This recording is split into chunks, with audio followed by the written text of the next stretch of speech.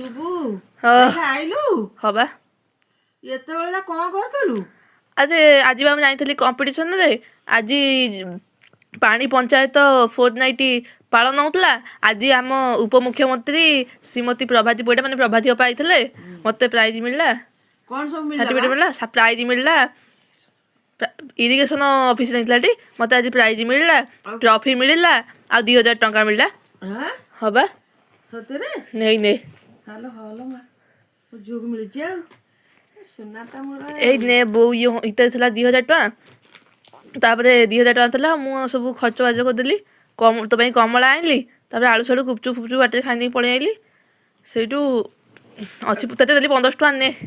ହଉ 1500 ମୋତେ ଦେଲୁ ଯେ, ହଉ ଥାଉ ମୁଁ ଆଉ ରଖିଦେବି ତୋ ପାଇଁକି ଆଉ ଫ୍ଲେକ୍ସି ମାରିଦେବି।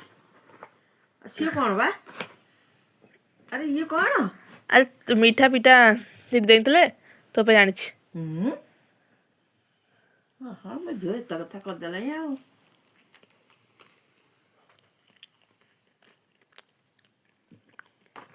କମଳା ବି ବହୁତ ପାଇଁ ଆଣିଛି, ଆଉ ଯଦି ଅଛି ନେ କୋଉଠୁ ଛଡ଼େଇକି ଖାଇବୁ ଯେ। ହଁ ଆଉ ମୋ ଝିଅ ଦେଲା ଆଣିକିରି ସୁନା ମୁଣ୍ଡାଟା ଟିକେ ମୋର। ଏବେ କୋଳି ଆଣିଛି।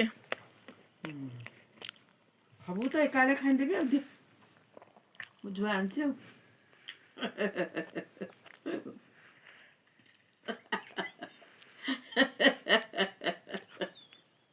ତୁ ଆଜି କେତେ ଖୁସି?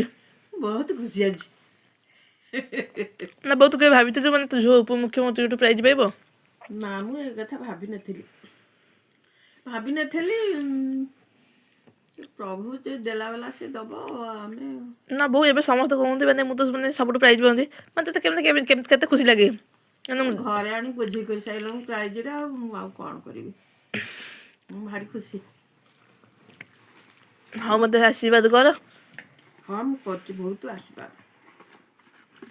ତ ଦଶମରେ କେମିତି ଭଲ ମାର୍କ ରଖିକିରି ଭଲ କଲେଜରେ ପଢ଼ି ଚାକିରି ଖଣ୍ଡେ କରିବି, ମୁଁ ଦେଖିକିରି ଯିବି ଆଉ। କାହିଁକି ବା ଏତେ ଯେମିତି ବୟସ ହେଇଗଲାଣି। ଆଉ ବୟସ ମୋତେ ହେଇନି, ଆଉ କ'ଣ ଅଳପ ହେଇଛି? କିଏ ସେ କହିଲା କହିଲେ ତୋତେ ବୟସ ହେଇଛି ବୋଲି? ତୋତେ ପୁଣି ବୟସ ହେଇଛି?